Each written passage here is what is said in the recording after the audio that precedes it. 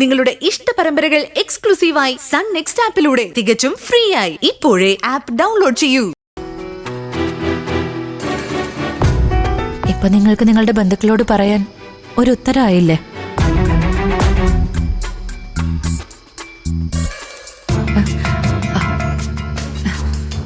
എന്താ ചീരു? എന്താ ഈ സമയത്ത് നീ ഇവിടെ? അത് ആന്റി, ചീരു പോയിക്കോ, ആരും കാണണ്ട. അമ്മയോട് ഞാൻ പറഞ്ഞോളാം.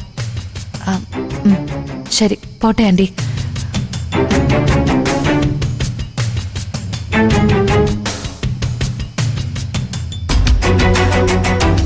എന്താ എന്തു?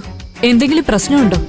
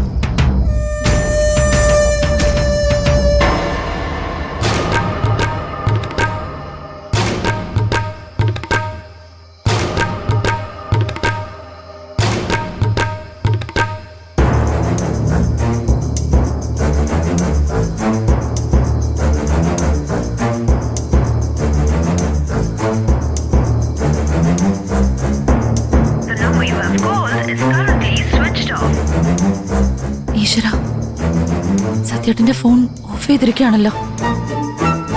ആളെ കാണാനും ഇല്ലല്ലോ. എന്തോ പ്രശ്നം ഉണ്ടായിട്ടുണ്ട്. ഇനിയും ഇവിടെ കാത്തു നിൽക്കുന്നത് അപകടം.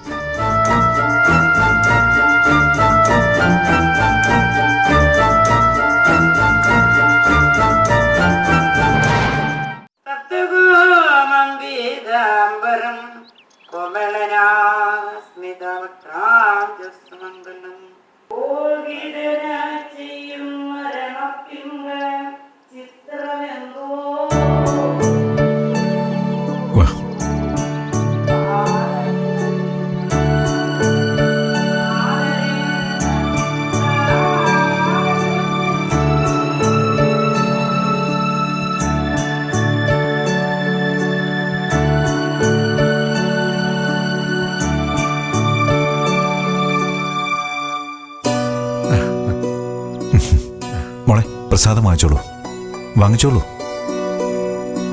ഇന്ന് മോളുടെ കല്യാണമാണ് സാർ. ദൈവപ്രീതിയുണ്ട്. ആ, അതെ. അർച്ചന നടത്തുമ്പോ അതിന്റെ ലക്ഷണം കാണിച്ചു. എല്ലാം മംഗളമായി തന്നെ നടക്കും. തിരുമേനി അനുഗ്രഹിക്കണം. ദൈവാനുഗ്രഹം ആവോളം ഉണ്ടാവും. ആയിക്കോട്ടെ.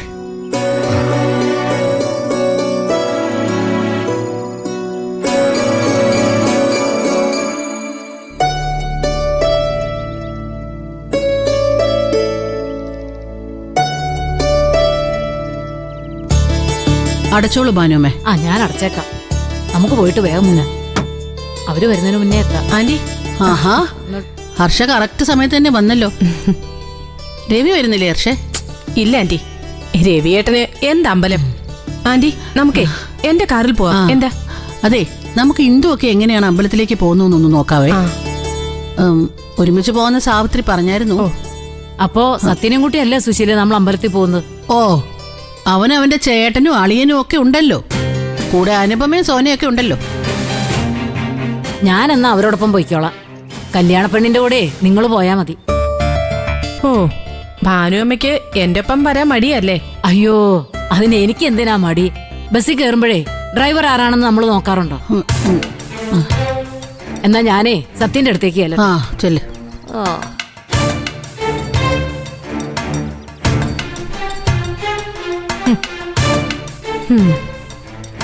ആ പോയ സ്ത്രീയോട് ഞാൻ എന്ത് തെറ്റാ ആന്റി ചെയ്തേ? അവർക്ക് എപ്പ കണ്ടാലും എന്നോട് വലിയ കലിപ്പാണല്ലോ. അവര് കളിച്ച നിനക്കെന്താ ഹർഷേ? ഭാനുവമ്മ അനുപമയുടെ സത്യന്റെ ഒക്കെ ആളാ. നിന്റെ കൂടെ ഞാനും ഇന്ദ്രനും ഉണ്ടായി പോരെ? ഇന്ദ്രൻ ആള് വല്ലാതെ അങ്ങ് മാറി ആന്റി. ഇന്നലെ അനുപമയുടെ മുന്നിൽ വെച്ച് അവൻ എന്നോട് ഒരു വാക്കുപോലും മിണ്ടിയില്ല. ഞാനും അനുപമയെ സംസാരിക്കുമ്പോ എന്റെ മുഖത്ത് പോലും നോക്കാതെ അനുപമയെ വിളിച്ച് അവനങ്ങ് പോയി. അവളുടെ മുന്നിൽ വെച്ച് അവൻ അങ്ങനെയല്ലേ പെരുമാറാൻ പറ്റൂ ഹർഷേ. നീ അതൊന്നും കാര്യാക്കണ്ട. സത്യന്റെ കല്യാണം കഴിഞ്ഞാൽ അനുപമ തിരിച്ചു പോവും.